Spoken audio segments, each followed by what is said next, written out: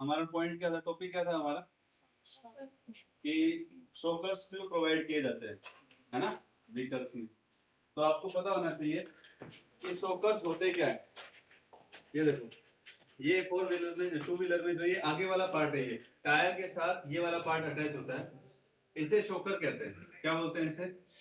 Shocker. अच्छा, अगर suppose करो कि मैं इसको प्रेस करता हूँ, आगे देखना, देखो तो क्या प्रेस हो रहा है, प्रेस हो रहा है। तो क्या होता है जब मतलब पिट्स मतलब अगर सड़क पे जब खड्डे आते हैं तो ये पार्ट जो है, ये पार्ट प्रेस होता है, ये पार्ट प्रेस होता है। तो उससे क्या होगा, वो रिएक्शन फोर्स और एक्शन और रिएक्शन हो क्या रहा है कि जब आप सड़क पे होते हैं या आप बैठे भी होते हैं तो आपके वेट की वजह से जो एक्शन लगता है इसके ऊपर, action, this is action, correct.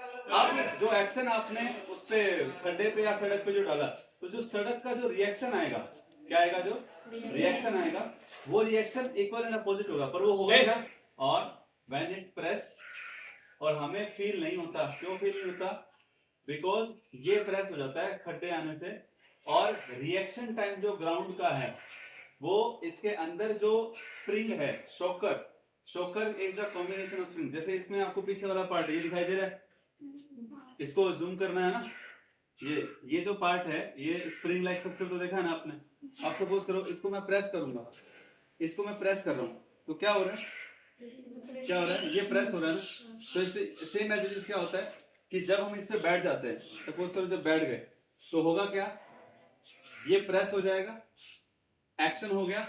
इसका नेचर होता है कि ये अपनी ओरिजिनल शेप में आता है, तो क्या करेगा, ये रिएक्ट करेगा। बट वो रिएक्शन कितने समय में करेगा, तुरंत करेगा या थोड़ा टाइम लेगा, टाइम लेगा, बस वो रिएक्शन टाइम बढ़ गया। और force is inversely proportional to time, rate of change of momentum में बोलते हैं। जो जर्क हमें महसूस होता है, उस जर्क को महसूस करने का टाइम बढ़ जाता है, यस और नो, तो हमें वो महसूस कम होगा। क्लियर है क्या?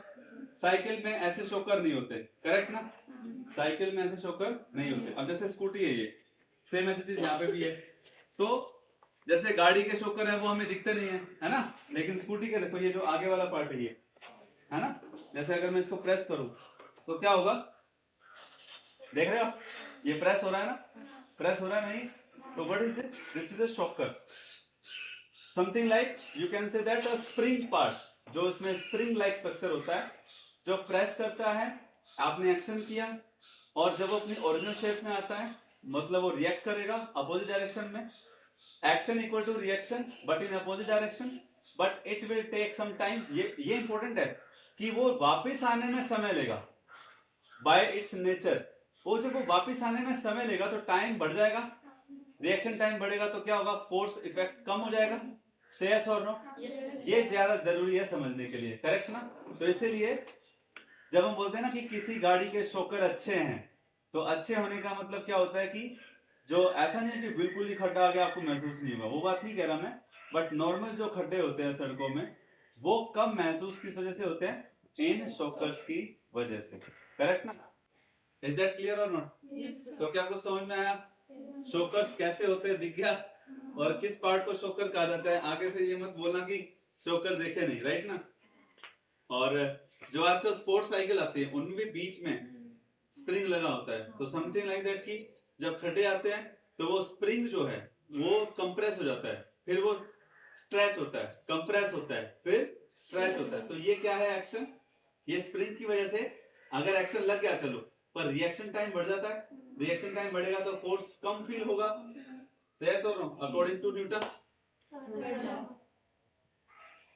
according to Newton's second law of motion, F, force is inversely proportional to time, because F equal to rate of change of momentum, understand, and force applied is inversely proportional to time. तो third law तो लग ही रहा है, क्योंकि अब आगे हम पढ़ेंगे कि second law is the real law of motion, Newton second law is the real law of motion, correct ना।